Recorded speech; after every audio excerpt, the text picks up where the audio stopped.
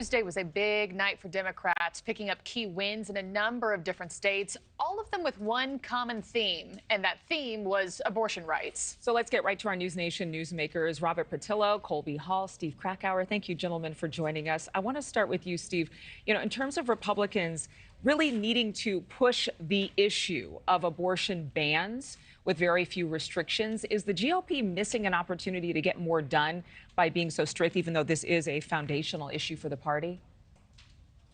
Yeah, it's one to watch. I mean, this is now 2 consecutive election cycles where we've seen abortion as something that not just the American people have continued to vote in state after state to support in some capacity abortion rights. But we've seen it really help turnout for the Democrats, hurt turnout for the GOP potentially. So yeah, I think it's something that the Republicans need to really be paying attention to. And I do think it's something that it's very, there's not a clear path here for Republicans. I mean, there was Dobbs overturned. They got that done. It goes back to the states. Why now is there's this giant push? Well, if the last night was any indication, maybe they need to go a different direction, because I think that it's a losing argument for the GOP right now. Yeah. Robert, what say you on this? You know, it was obviously a big night for Democrats.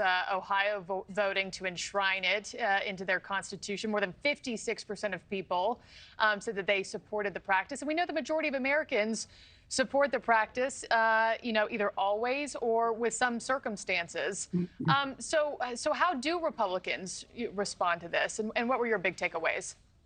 Well, I think the big takeaway is that people should stop paying so much attention to these national polls that come out a year before election cycles. That the poll actually happens on election day when people get the opportunity to vote. And regardless of the polls showing Trump having a 5-point lead over Biden and leading in swing states, when it gets down to election day, people vote on local issues and on kitchen table issues. And Republicans, in large part, have abdicated that area. They've become part of this extreme right-wing media apparatus, and they think that just talking about Hunter Biden's laptop and other right-wing conspiracy theories is the way to victory, when we see that people care about what affects them directly, and women are not willing to give over their rights to the government and have to ask permission to make decisions about their bodies. And the Republicans are going to have to come to a position that is updated and that works with the way the American electorate works today. Yeah, I still think that there are a lot of people within the country who are very passionate about choosing elected leaders who will speak for them. And there are tons of Americans who are pro-life. I mean, this is a surgery,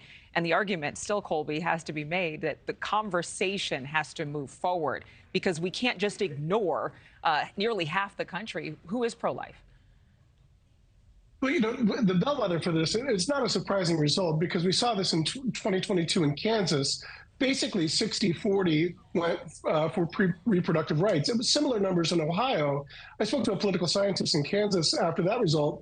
He said this is not as surprising. If you poll people, roughly 40% are sort of pro-choice and 60% were pro-Roe v. Wade. So, and that's pretty close to what we saw in Ohio. I will say there's one other thing that really sort of helped this in Ohio, and that was there was also legalization of marijuana on the ballot. So that also really got out a younger vote. So, yeah, I think the Republicans are going to need to pivot on this and recognize, you know, where to go from it if they want to do better in future elections. Yeah, we know people are showing up in droves for early voting on this issue alone. Robert, you know, you had brought up kitchen table issues.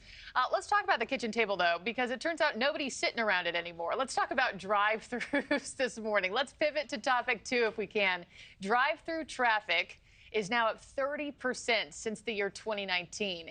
Eating fast food inside of a restaurant, that's down 47%. Restaurants cutting indoor space to expand drive-thrus.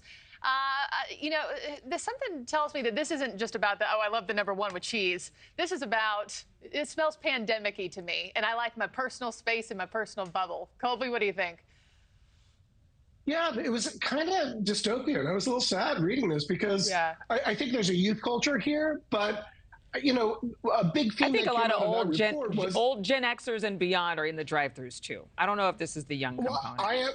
Well, no, I am as well. But what I'm trying to say is that I think there's a lot of people, what came out of that article that was that people liked being isolated. They didn't want to interact with people. They wanted to be alone. That's sad. I don't know if that's a result of social media, but yeah, I think younger people are a lot more, younger generations are a lot more content not having human interaction, and that saddens me a little bit. And I think that came as a result of the pandemic. So thank you for watching. Go to newsnationnow.com to find NewsNation on your television provider. And don't forget to click the red subscribe button below to get more of NewsNation's fact-driven, unbiased coverage.